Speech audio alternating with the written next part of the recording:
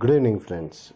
This is the last topic in our the second chapter, methods of estimation of national income. Till now, we have seen that how national income flows through a two-sector, three-sector, and four-sector economy.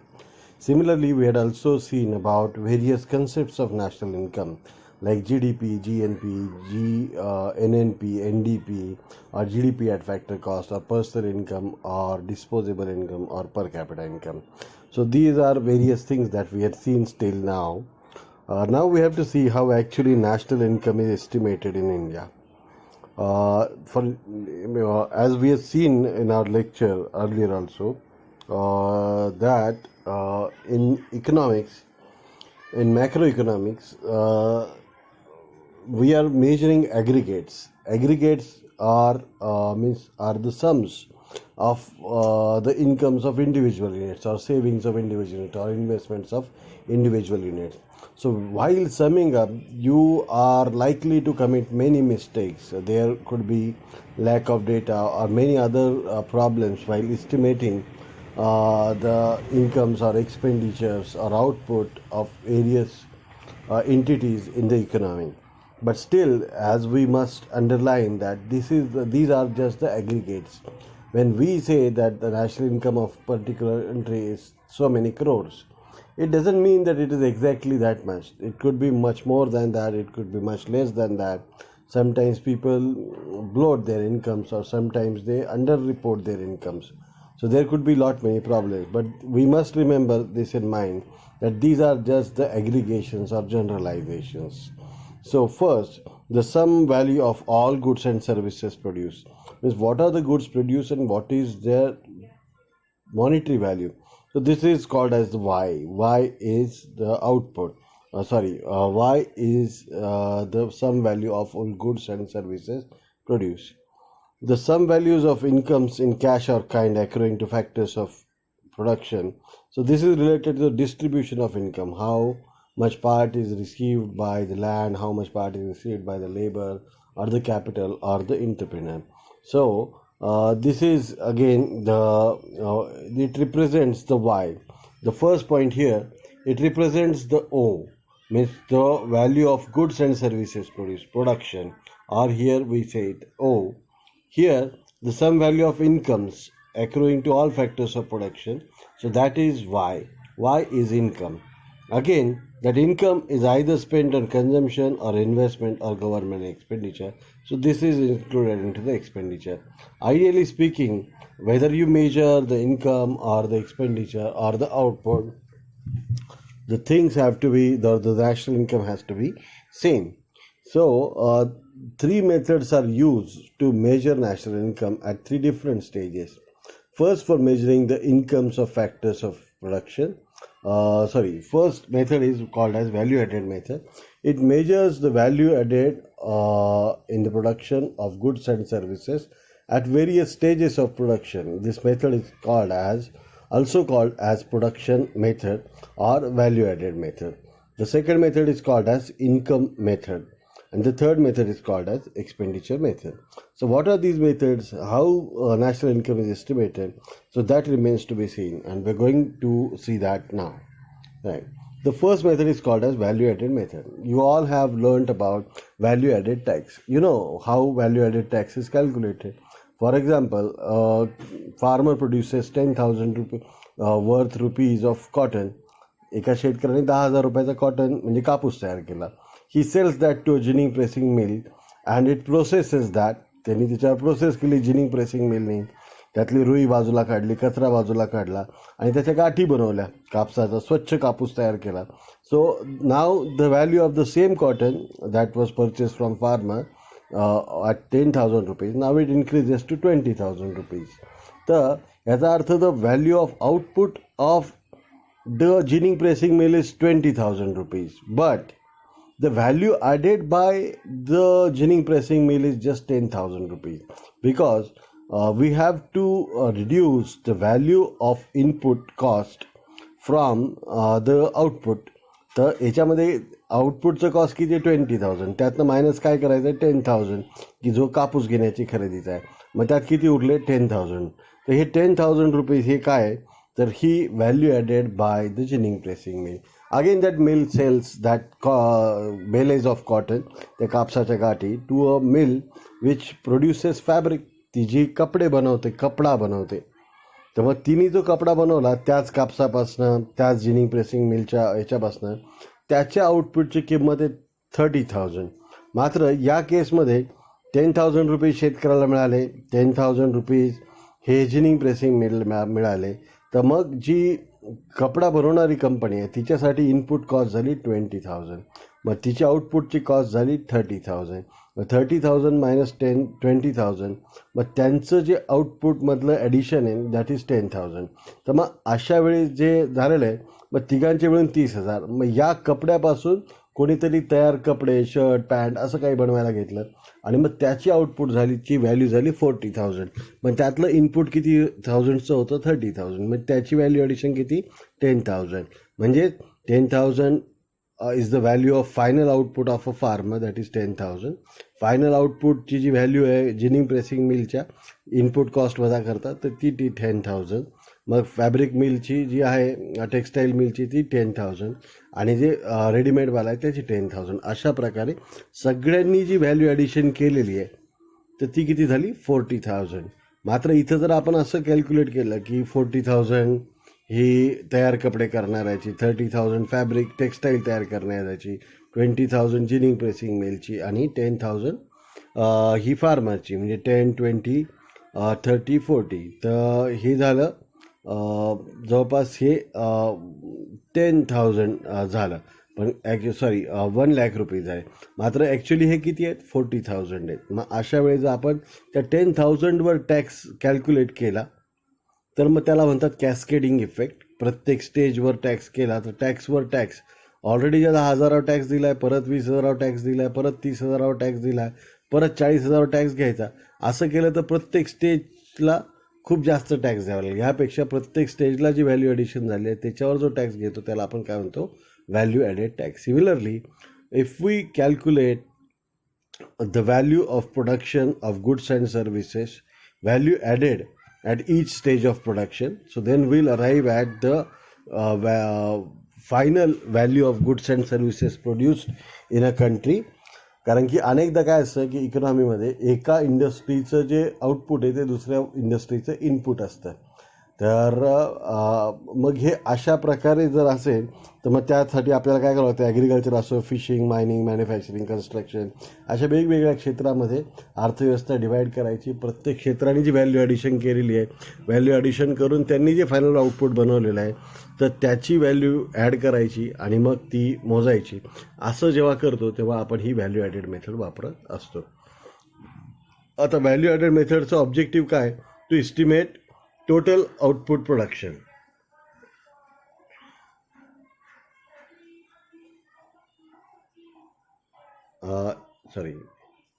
आता methods of estimation काय? ही कुठली method आहे? It is called as value added method. What is value added? Output price minus input cost. इथं जर मगाशी जसं सांगितलं 20,000 मायनस 10,000 म्हणजेच व्हॅल्यू ॲडेड किती? 10,000. 20,000 मग 30,000 मायनस 20,000 मग किती? 10,000. अशा प्रकारे ते येत राहतं. मग sources of data, where do you get this data for value addition? So we get that data from the enterprise. Enterprise is one entity in a industry.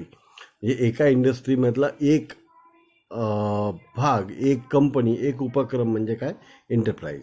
आता आपण या मेथडने अख्ख्या इकॉनॉमीचं नॅशनल इन्कम कसं एस्टिमेट करतो ते आपण बघूया. मग आपण काय करतो? We classify the economy into industrial sectors. प्रत्येक फॉर एक्झाम्पल इकॉनॉमीच्या प्रत्येक क्षेत्राला काय करतो? वेगवेगळ्या इंडस्ट्रीमध्ये मग काही सर्व्हिस इंडस्ट्री आहे, काही फार्मिंग इंडस्ट्री आहे, काही मॅन्युफॅक्चरिंग इंडस्ट्री आहे. मग फार्मिंग म्हणलं की मग त्याच्यामध्ये वेगवेगळे पिकं आली. इंडस्ट्रीज म्हणलं तर समजा इलेक्ट्रॉनिक्सची इंडस्ट्री वेगळी आहे, इलेक्ट्रिकल्सची वेगळी आहे, ऑटोमोबाईल्सची वेगळी आहे.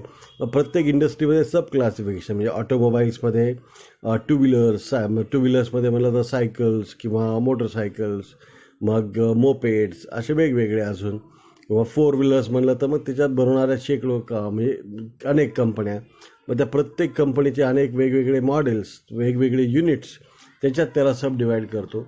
मग त्यांनी प्रत्येक एंटरप्राइजने म्हणजे छोट्या छोट्या घटकांनी जे नेट आउटपुट तयार केलेलं आहे मगाशी सांगितल्याप्रमाणे की इनपुट प्राईस वजा करून, तर ते मग तशा सगळे युनिट्स तयार केलेले मल्टिप्लाइड बाय MRP, त्याची मॅक्झिमम रिटेल प्राईस, त्याच्यातनं इनपुट कॉस्ट वजा करायचे, मग त्याचा जो नेट फायदा आहे तो सगळा कळेल, त्याच्यातनं परत डिप्रिसिएशन आणि इनडायरेक्ट टॅक्सेस काढायचे, आणि मग त्याच्यातनं जे काही उरेल त्याच्यामध्ये सबसिडीज ॲड करायचे आणि टॅक्सेस वजा करायचे.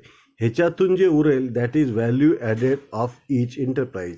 मग अशा प्रकारे एका इंडस्ट्रीतल्या सगळ्या एंटरप्राइजेसची जेव्हा आपण व्हॅल्यू काढू, त्यातनं मग त्या इंडस्ट्रीचं टोटल कॉन्ट्रीब्युशन, मग त्या सेक्टरचं कॉन्ट्रीब्युशन, मग सगळ्या सेक्टरमधनं इंडस्ट्रीमधनं सगळ्या सेक्टर्सचं करून मग नेट डोमेस्टिक प्रोडक्ट. अशा प्रकारे आपण जेव्हा मेथड्स इन्कम कॅल्क्युलेट करतो, this is called as value added method of national income estimation. So rent of self-occupied houses is generally not included, but it has to be included, as you are all students of commerce. You know this, that even if we don't pay rent, but it has to be calculated. Such rent is called as imputed rent. Imputed rent. The second is value of self-production for self-consumption. Sometimes, especially in farming, you know that what farmers do. If they produce 10 quintals of say wheat, so they keep 2 quintals for themselves for personal consumption, but they don't measure the value of that consumption in output.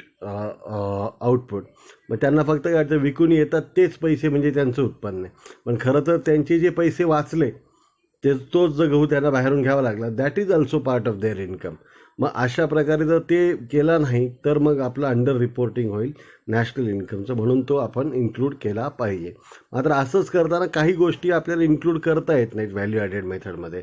पहिली कोणती गोष्ट आहे तर second hand goods जर वापरले असतील, कारण की सेकंड हँड गुड्स काय, what is the definition of national income, value of all final goods and services produced in a single year. मात्र सेकंड हँड गुड्स कशा आहेत त्या प्रिव्हियस इयरमध्ये मॅन्युफॅक्चर झालेल्या आहेत. That's why we cannot include the value of second hand goods into the national income estimation of this year, because they are purchased in some other year and their value was calculated in that year themselves. Second, value of intermediate goods. म्हणजे आपल्याला काय करायचं आहे, we have to परत एकदा we have to go to the definition of national income estimation, की it only calculate the value of final goods and services and not the intermediate goods, because if we calculate the value of intermediate goods it leads to double accounting or double counting, the problem of double counting or duplication. So we have to avoid that, and for avoiding that we only calculate the value of net value added, or we have to calculate the value of final goods only, not intermediate goods. तर इथं सुद्धा जर आपण बघितलं तर value of services of हाऊसवाईफ्स, ज्या हाऊसवाईफ्स आहेत तर त्यांच्या सर्व्हिसेसची व्हॅल्यू जनरली आपल्याला माहिती आहे, आपली आई बहीण किंवा आपण स्वतःही घरी जे काही कामं करतो तर तेच काम इतरत्र केलं तर कदाचित त्याचे पैसे मिळाले असते. म्हणजे शेतकरी जो काम त्याच्या शेतात करतो तर त्याचे पैसे तो मोजत नाही, मात्र तेच जर दिवस त्याने इतरत्र केला असतं तर त्याला मिळालं. सिमिलरली तुम्ही विचार करा, आपली आई किंवा घरातील आपल्या स्त्रिया ह्या जेवढं काम घरासाठी करतात तेवढंच काम त्यांनी बाहेर केलं तर कदाचित त्यांना खूप पैसे मिळाले असते, पण असं होत नाही. त्यांच्या सर्व्हिसेसचं मोल आपल्याला ठरवता येत नाही म्हणजे इतके कॅल्क्युलेट कोणी सांगत नाही करून, म्हणून मग ते आपल्याला इन्क्लूड करता येत नाही. Now second method is income method. What is this method? Income म्हणजे काय तर डिस्ट्रीब्युशन कसं झालेलं आहे. आता तुम्हाला माहिती आहे there are 4 factors of production. कोणते? Land, labour, capital and enterprises. तर मग for producing goods and services we require the factors of production. मग हेच जे 4 फॅक्टर्स लागतात आपल्याला, लँड, लेबर, कॅपिटल आणि एंटरप्रेनर. तर जेव्हा प्रोडक्शन होतं त्याच्यातून जी आउटपुट तयार होतं ते विकून जी इन्कम होते it is distributed as wages, as rent, as interest and profit. Land gets laborers get wages, land gets rent, capital gets interest and entrepreneur gets profit. मग हे प्रत्येकाची इन्कम कशी मोजायची, प्रत्येक शेतकऱ्याची इन्कम कशी मोजायची, प्रत्येक व्यापाऱ्याची इन्कम कशी मोजायची, प्रत्येक उद्योजकाची इन्कम कशी मोजायची आणि त्यांच्या इन्कम एकत्र करून देशाची इन्कम कशी मोजायची, यासाठी ही इन्कम मेथड वापरली जाते.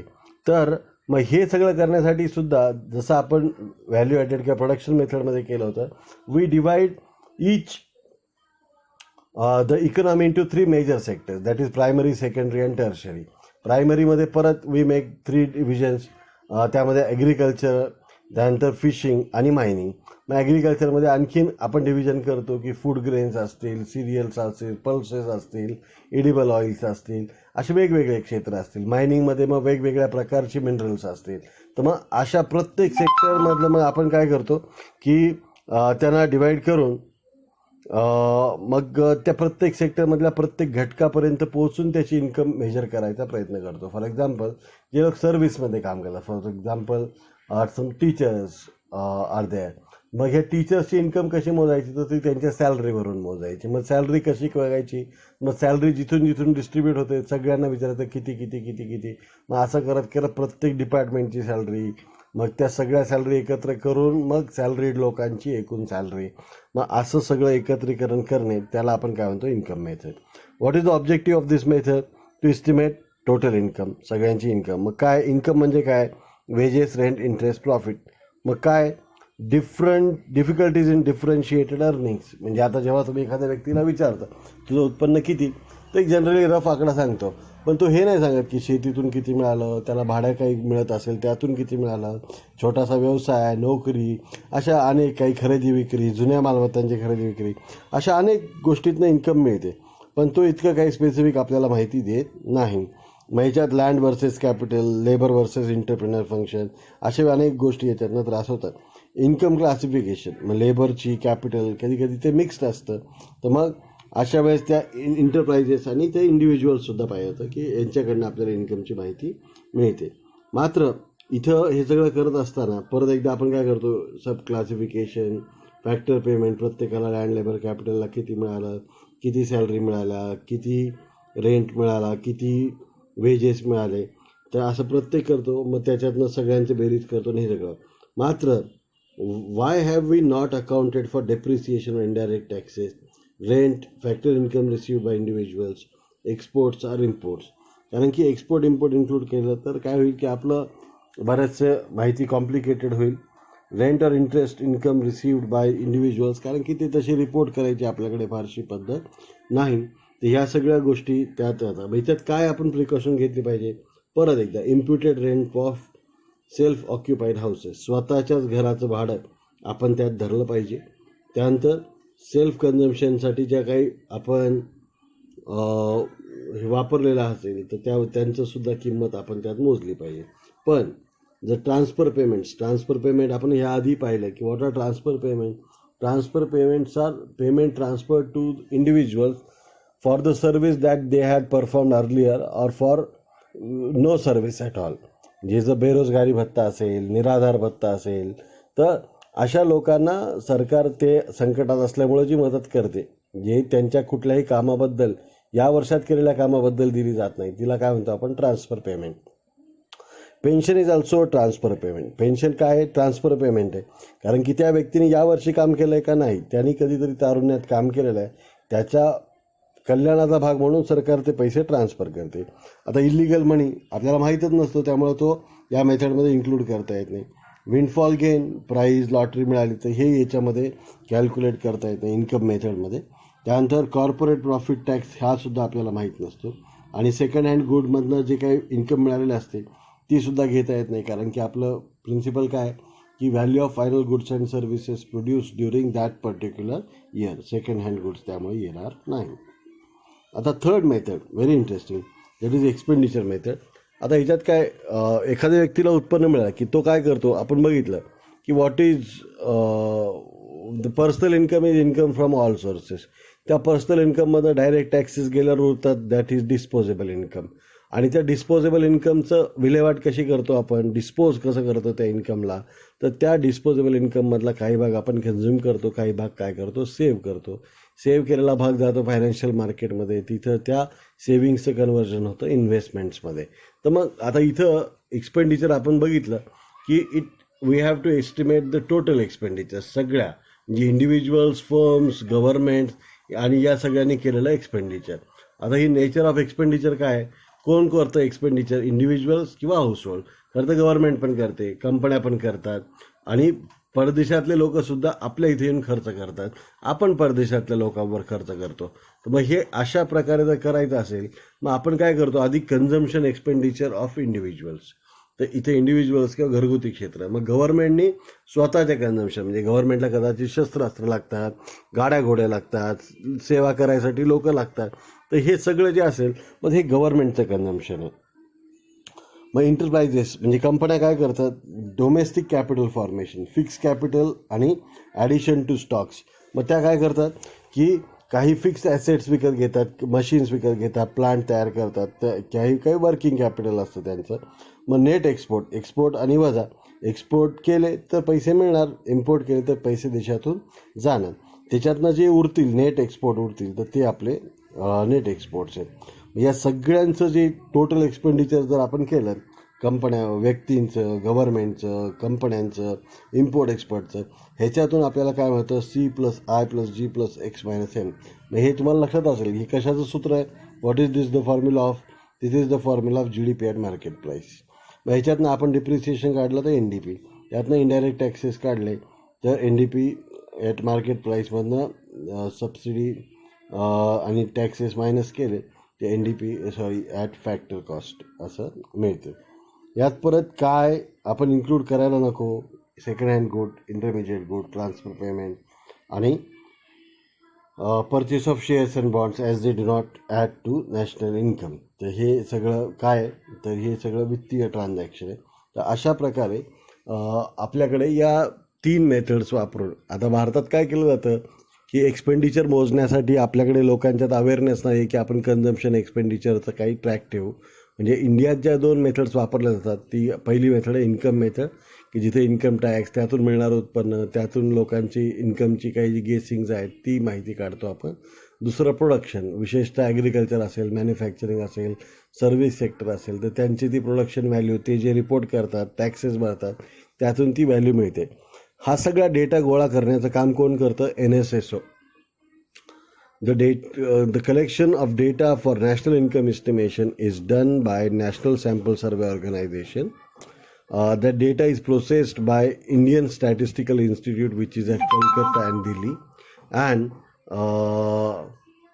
at last, it means या सगळ्यात जो डेटा आहे त्याचं इंटरप्रिटेशन करायचं काम सेंट्रल स्टॅटिस्टिकल ऑर्गनायझेशन करते. मग हे सगळं करून ती कुणाला कळवते, फायनान्स मिनिस्ट्रीला कळवते. आणि दरवर्षी जे आपलं बजेट असतं त्या बजेटच्या 1 दिवस आधी भारताची आर्थिक पाहणी किंवा इकॉनॉमिक सर्व्हे ऑफ इंडिया असा एक अहवाल प्रकाशित होतो आणि त्या इकॉनॉमिक सर्व्हे ऑफ इंडियामध्ये भारताचं नॅशनल इन्कम एस्टिमेट केलं जातं. आता मग ही कुठली मेथड वापरायची, इन्कम मेथड वापरायची का व्हॅल्यू ॲडेड मेथड वापरायची का we have to use expenditure method? It depends on purpose of national income analysis and availability of necessary data. आता ह्याच्यात काय आहे की जसं एक्सपेंडिचरसाठी अवेलेबिलिटी ऑफ डेटा नाही आहे, मग तो आपल्याला मोजता येणार, म्हणून ती पद्धत भारतात वापरली जात नाही. भारतात the task of estimating national income is with CSO, central statistical organisation. आणि मग CSO काय करते, ॲग्रिकल्चर आणि मॅन्युफॅक्चरिंगसाठी आउटपुट मेथड आणि सर्व्हिसेससाठी इन्कम मेथड अशी वापरत असते. आता there are certain difficulties in measurement of national income. आपण नॅशनल इन्कम मोजायला गेलो की त्यात काही अडचणी आहेत आणि दे आर व्हेरी पिक्युलियर अडचणी. तर नॉन मॉनिटाईज ट्रान्झॅक्शन, आता भारताच्या अनेक क्षेत्रामध्ये काय असतं की the transactions are not monetise. Monetise transaction म्हणजे where every good or service sold has to be paid in the money only. But in India, what happens? The people sometimes prefer to pay in kind rather than in cash. की तुम्ही माझ्यासाठी एवढं काम करा, याच्या बदल्यामध्ये मी तुम्हाला 5 kilo गहू देतो, 10 किलो गहू देतो, किंवा किराणा द्या आणि त्याच्या इक्विव्हॅलंट मी पैसे न देता तेवढा इक्विव्हॅलंट मी गहू देतो. याला म्हणतात नॉन मॉनिटाईज ट्रान्झॅक्शन. तर अशा प्रकारचे ट्रान्झॅक्शन असतील तर त्याचं आपल्याला हे काही करता येणार नाही. नॅशनल इन्कममध्ये त्याचं मेजरमेंट करता येणं अवघड आहे, कारण की मग अशा व्यवहारांचा काही ट्रॅक नसतो. Second is black money. आता ब्लॅक मनी काय की value of goods and services तुम्हाला रिपोर्ट झाले पाहिजे हो. आणि ब्लॅक मनी म्हणजे काय, it is unreported or illegal income. What is illegal? Because it is unreported income to the government. The sources of that incomes are not reported and the taxes on that income are not paid. So that's why that kind of income is called as black money. काळा पैसा, illegal income का, त्याच्यावर तर कुठून मिळालं हे सरकारला सांगितलं नाही, त्याच्यावरचा टॅक्स भरलं नाही. So any such income where you do not declare the source of income and you do not pay taxes on that income, the regulatory taxes, so it is called as black income. Okay, the black money is not black really. See, it is normal money but on which the taxes are not paid. मग अशा प्रकारचे black मनीसुद्धा माहीत नसल्यामुळं तो include केला जात नाही. Double counting झाली तर तो एक प्रॉब्लेम आहे, कारण की तुम्हाला माहिती आहे त्यामध्ये मग आकडे इन्फ्लेट होतात, गरजेपेक्षा ते जास्त दिसायला लागतं जितकं इन्कम आहे. त्यामुळे we are bothered about real income and not about nominal income. ठीक आहे.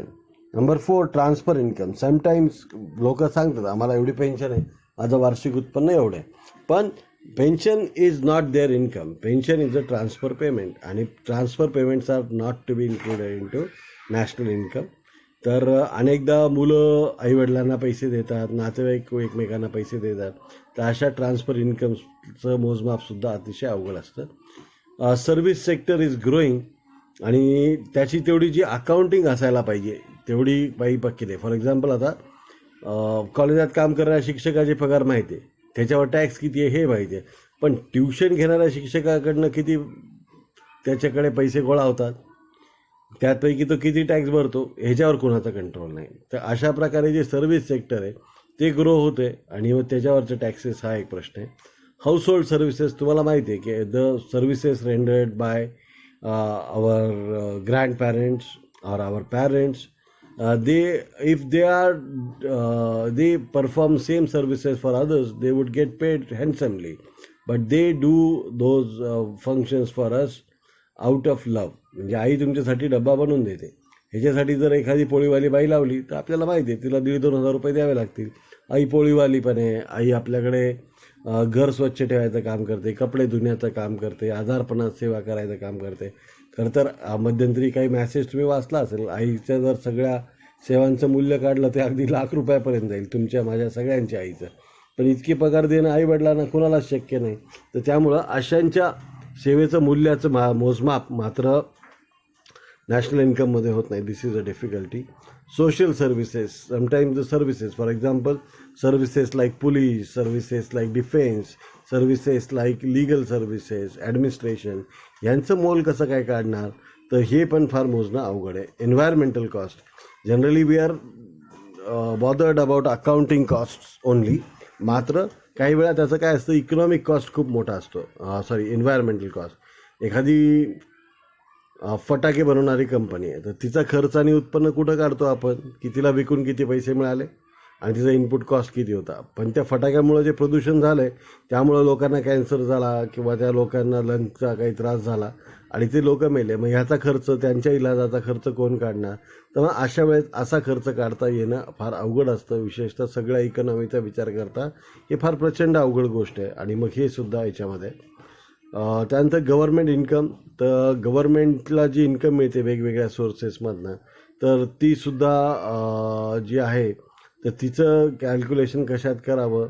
अनेक कामं सरकार हे वेलफेअर स्टेट म्हणून करत असते, इन्कम्स ट्रान्सफर करते. मग ह्या सगळ्या गोष्टी ज्या आहेत तर त्या बऱ्यापैकी आपल्याला माहिती आहे की ह्यांचं कॅल्क्युलेशन करणं अवघड आहे. आणि कॅपिटल गेन्स म्हणजेच काय, की मी माझी पुश्तैनी एखादी जमीन असेल ती विकली, दागिने विकले, तर त्यातून जो मिळणारा फायदा आहे तर तो कॅपिटल गेन जो असतो तो बऱ्याच वेळा रिपोर्ट केला जात नाही. तुम्हाला माहिती आहे जमिनीची विक्री होत असताना वेगळ्या भावाने होते आणि कागदावरचा भाव, जे जमिनीचा दस्त नोंदणी करतानाचा भाव वेगळा असतो. अशा सगळ्या व्यवहारातनं ब्लॅक इन्कमच तयार होते आणि मग ह्या सगळ्यांचं मोजमाप करणं हे अवघड आहे. विशेषतः इंडियामध्ये काय डिफिकल्टीज आहेत, तर reliable data is not available. की लोकांना विचारा तुम्ही की व्हॉट इज युअर इन्कम, तर शेतकरी काय सांगेल, तुम्ही इन्कम विचारली की यावर्षी काय पाऊसच पडला नाही, यावर्षी खूपच पाऊस गेला, सगळंच वाहून गेलं, तो कधी तुम्हाला त्याची खरी इन्कम कळू देणार नाही. त्याचा अनुभव तुम्हाला सगळ्यांना असेल. तर मग जे लोक विचारायला जातात की तुमची इन्कम किती आहे, मग शेतकरी सांगत नाही. किती उत्पादन झालं, किती गहू झाला, खाण्यापुरता झाला. खाण्यापुरता म्हणजे किती पोते झाला, मग किती विकायला सापडला, मग अशा वेळेस झाला तो सांगतो मग 2 ठेवले आणि 50 विकले पोते. मग याचा अर्थ ह्याचं भूक फारच मोठी असली पाहिजे. पण मग हे सगळं काय, तर ह्या सगळ्या डिफिकल्टीज आहेत नॅशनल इन्कम एस्टिमेशनमध्ये. खरोखर जेव्हा लोक डेटा गोळा करायला जातात तर त्यांना अशा प्रकारच्या अडचणींचा सामना करावा लागतो. लार्ज रिजनल डायव्हर्सिटी, की आपल्याकडे प्रत्येक रिजन, तिथं लोकांचं उत्पन्नाचा स्रोत, कुठं कॅटल महत्त्वाचं आहे, कुठं ॲग्रिकल्चर महत्त्वाचं आहे, कुठं अलाइड महत्त्वाचं आहे, तर अशा प्रकारची डायव्हर्सिटी आहे. इलिटरसी आहे, लोक अकाउंट ठेवत नाहीत, काय माहिती देत नाहीत, काय माहिती देतो याच्याबद्दल त्यांना गंध नसतो. Lack of differentiation of economic functions, की